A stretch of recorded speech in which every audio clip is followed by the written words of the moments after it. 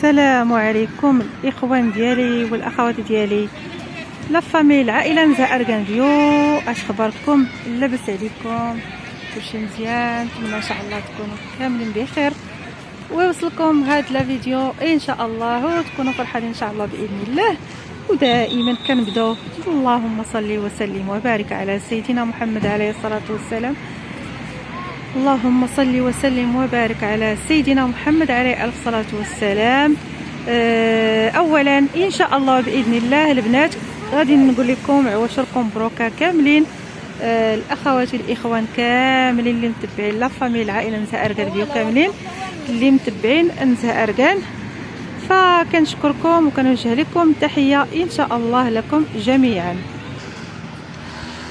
ومن هنا البنات غادي نهضر لكم ان شاء الله على واحد القناه اللي الصراحه قناه زوينه وقناه متميزه وقناه محترمه، وقناه كما قلت لكم محترمه وعائليه، وان شاء الله باذن الله كنوجه تحيه كبيره للاخت ديالي والصديقه ديالي، الانسانه اللي كنعتبرها بحال الاخت ديالي، اللي هي قناه يوميات لطيفه.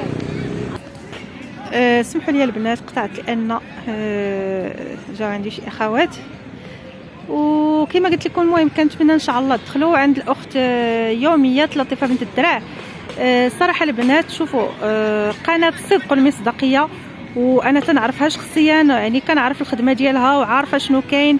الاخت لطيفه انسانه عزيزه وغاليه، وكما قلت لكم يعني الصدق والمصداقيه، وكنتمنى ان شاء الله تدخلوا عندها وتشجعوها. الله يجازيكم بالخير، انسانه تستاهل صراحه، تستاهل صراحه البنات تدخلوا عندها وتستاهل تشجعوها، حتى هي راه كتدخل عند الجميع وكتشجع الجميع. وتحياتي لجميع الناس الصادقين، وتنتمنى لكم ان شاء الله ربي يحفظكم ويسعدكم ويسهل اموركم ان شاء الله باذن الله.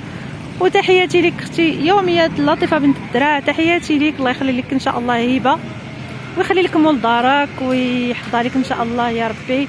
ان شاء الله تشوفي هبه في المراتب العليا ان شاء الله. وكنوجه لك تحيه، وتحياتي للجميع ان شاء الله، وتحياتي لجميع الاخوان والاخوات كاملين كل واحد بالاسم ديالو. والسلام عليكم ورحمه الله تعالى وبركاته.